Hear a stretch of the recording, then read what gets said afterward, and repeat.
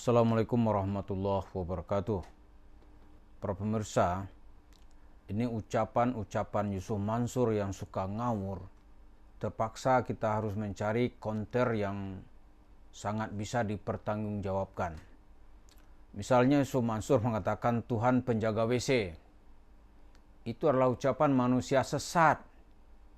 Dia bilang ikut belanja, Tuhan ikut belanja ke pasar. Karena pasar milik Allah. Nanti orang yang bersedekah, ikannya akan datang ke dapur, langsung dimasakin. Begitu juga orang bersedekah, itu uangnya langsung dikirim oleh Allah ke rekening masing-masing. Itu adalah pendapat, pandangan, keyakinan yang sesat. Untuk itu, untuk lihat pembantahan ini, saya terpaksa ini mencari buku apa yang paling pas untuk menjelaskannya. Maka dalam konten kita kali ini, kita akan mencoba mengutip pendapatnya Profesor Dr. Said Aqil Siraj. Kita tahu beliau itu adalah ketua PBNU 2 periode.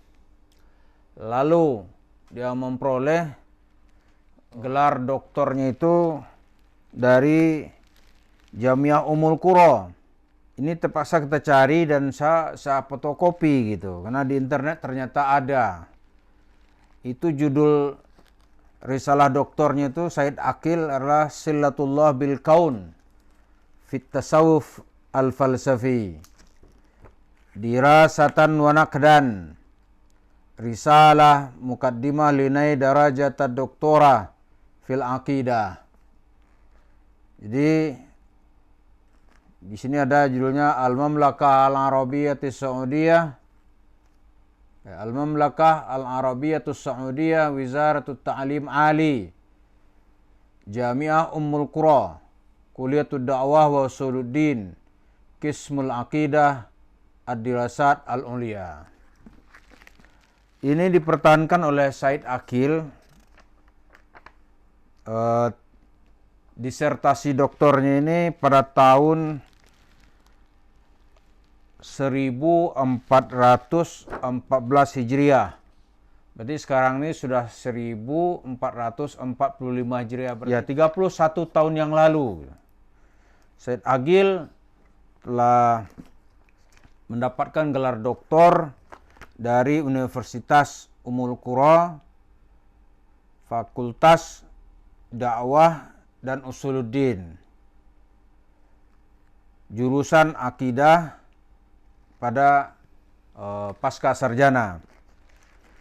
Ada ringkasan yang disebut ini, itu Silatullah bil Kaun, hubungan Allah dengan kaun, gitu. Alam semesta, di dalam pandangan tasawuf falsafi. Dia mengkritik pandangan tasawuf atau ahli-ahli tasawuf yang mencoba mewujudkan misalnya paham wahdatul wujud atau juga nanti al-hulul. Maka secara singkat di sini Said Aqil atau Al-Mukarram Al-Ustaz Dr. Said Aqil mengatakan anna silata bainallahi wal kaun silatul mubayanah. Hubungan atau silah antara Allah dengan alam semesta ini adalah hubungan yang saling menjelaskan. Jadi Allah itu tidak berada di dalam kaun gitu. Allah itu terpisah dari ciptaannya.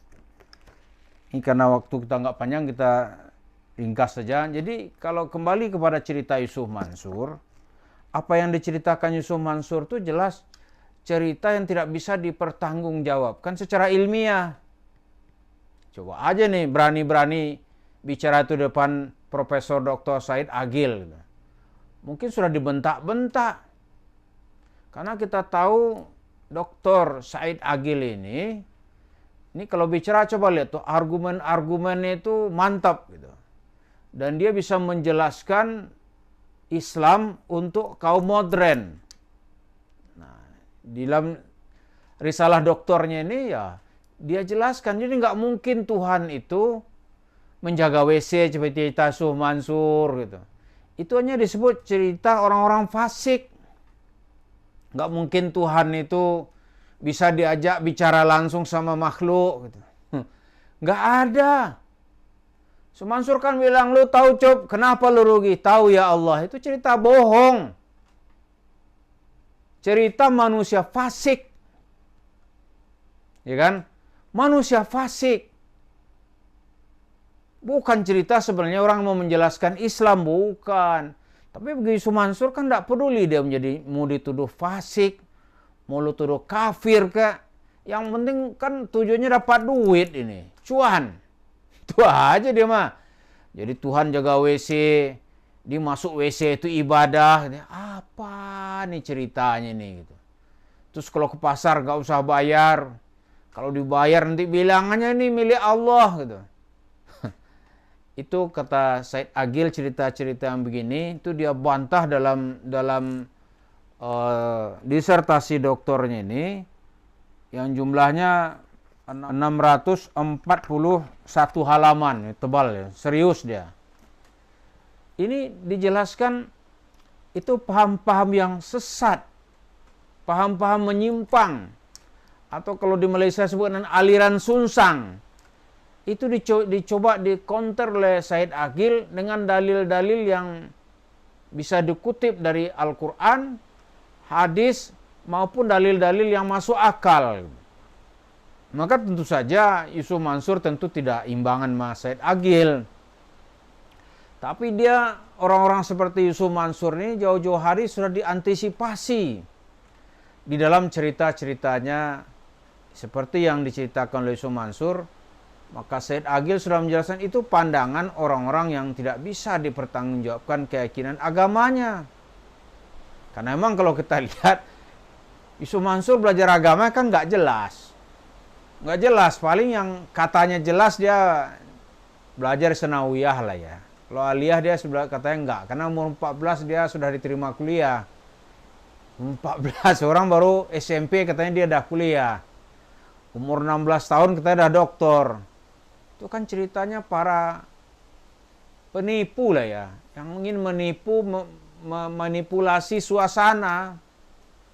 Nah, Said Agil kalau kita lihat itu mungkin salah satu rujukan di dalam berislam bagi umat Islam di Indonesia. Dia jelas argumennya. Maka bisa kita lihat di era reformasi ini, itu di kalangan Nahdiyin kita susah mencari orang yang keilmuannya bisa selevel dengan Ustaz Dr. Said Agil Siraj. Karena memang ya kalau bicara dia hafal itu, dan argumen-argumennya sangat sulit untuk kita bantah, atau orang lain membantahnya sulit. Apalagi ini seperti Yusuf Mansur gitu. Apa kapasitasnya? Bicara misalnya Tuhan jaga WC, dia bicara misalnya Tuhan ikut ke pasar, bicara nanti Tuhan masakin ikan. Agama untuk orang dungu, dan agama yang disampaikan oleh manusia dungu.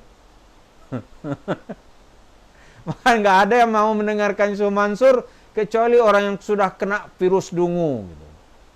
Yusuf Mansur tidak mungkin dia lari karena dia sudah senang dengan cerita-cerita kedunguan.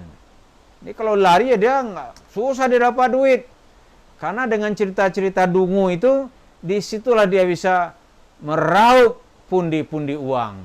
Jadi dia bahagia di tengah ajaran kebodohan yang disampaikan kepada jamaah-jamaahnya. Tapi sekarang dengan banyak sumber-sumber yang bisa kita kutip, maka di setiap langkah Yusuf Mansur dia akan bentrok dengan pendapat alim ulama besar di Indonesia yang sangat mumpuni. Kalau di kalangan Nahdiyin, dia akan berjumpa dengan tokoh-tokoh besar kaum Nahdiyin. Misalnya bertemu dengan pikiran-pikiran Gus Dur.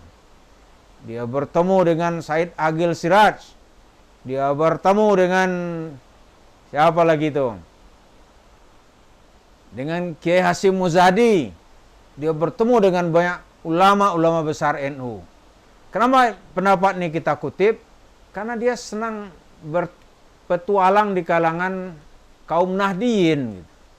Atau orang-orang yang kita lihat di pedesaan-pedesaan itu yang cara berpikir agamanya sangat sederhana. Inilah yang dimanfaatkan oleh Yusuf Mansur dengan cerita-cerita sakti, cerita-cerita yang nggak masuk akal gitu. Maka semakin rajin kita mengutip pendapat-pendapat ini, maka Yusuf Mansur akan bertemu dengan lawan-lawan hebat yang kualitas keilmuannya tidak diragukan. Untuk kali ini kita angkat kesimpulan dari risalah doktora